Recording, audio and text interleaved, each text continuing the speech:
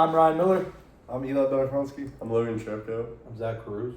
and this is our hip evaluation for AIM 3. For the duration of this video, they have consent to touch me. Same. As well as I everyone. consent. I consent. First is going to be the special testing. The first special test is the Thomas test. So the first way we're going to do it, test for the iliopsoas complex. So you're going to have your patient lay on their back, bring both of their knees to their chest, and then let one drop to the floor while pulling the other one as tight as they can to their chest. So keep pulling on that all the way as much as you can. And then we want to see if their femur can get flat to the table. So since his cannot, that would be a positive test.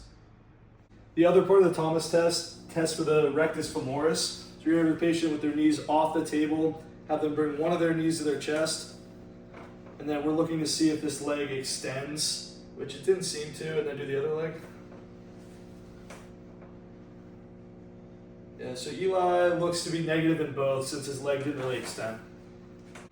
Alright, this is the Ober's test, and this test is for I-band tightness and tension fascia lata tightness. So I'm going to have Ryan lay on his side, bend at this knee, and bend at this knee, and then I'm going to extend him at the hip, and I'm going to let his knee drop to the table. And since his knee does not drop to the table, this is a positive test for Ryan. So next is the Trendelenburg test. So I'm gonna have Eli stand on one leg and bring his knee to his belly. And then I'm gonna look at his hips. And since the weight-bearing hip isn't drooping like this, and this side is standing upright, then it's a negative. I'm also gonna just do that again quickly. Just feel his hips and they appear in eye. So the next test is the scoring test. I'm going to bring Logan's hip into flexion and I'm going to rotate. A positive test would be if he feels any clicks or pops, and you want to do it at different angles. So a click or a pop could be a positive indication of a labral tear or femoral acetabulum impingement, and I have to rely on Logan to tell me if he feels any of those clicks or pops during the test. Next special test is the Craig's test, which tests for femoral torsion. So what I'm going to do, have the patient laying on their stomach. I'm going to raise their knee up to about 90 degrees. I'm going to feel for his greater trochanter. When I find that, I'm going to move his leg in or out, and I'm looking for the spot that I feel the greater trochanter disappear at. Feel it. Disappears about right there. So then I'm going to have a partner come in and take a measurement for me, lining up the axis with the patella. There. What are we at? We're at about 11 degrees. 11 degrees. Greater than 15 degrees would be anteversion. Less than 8 would be retroversion. Alright, now I'll be measuring true leg length on Ryan. So I'll find his ASIS.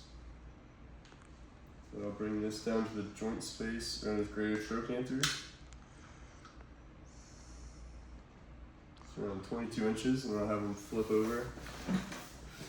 And then I will go from, so like right there, the lesser trochanter to the bottom of his medial malleolus. It's about 15 inches. And then add them up, and that's 37? Yeah. Add them up, and it's 37 inches. Alright, next is the long sitting test. So first, I will instruct Ryan to elevate his pelvis off the table, and then I'll have him bring his knees to his chest. And get down, give him a good pull. And then look at his malleoli. And you can tell he's pretty even there. I'd say it's about the same. I'm gonna have him sit up. And then compare the malleoli again. You can see this one might be a little bit longer, but overall it's pretty even. And then this is the test for a tight iliopsoas, and this could also cause an anterior tilt. But I'd say he's negative. So next I'll be testing the gluteus medius. So I'm gonna have him bring his right leg forward so I can get active length tension. Now I'm going to stabilize at the hip, and I'm gonna ask him to do it actively first. So pull it good, down, and then now I'm gonna do active resistance. So go, Now I'm gonna do the brake test. I'm gonna go middle here, 5 seconds, go.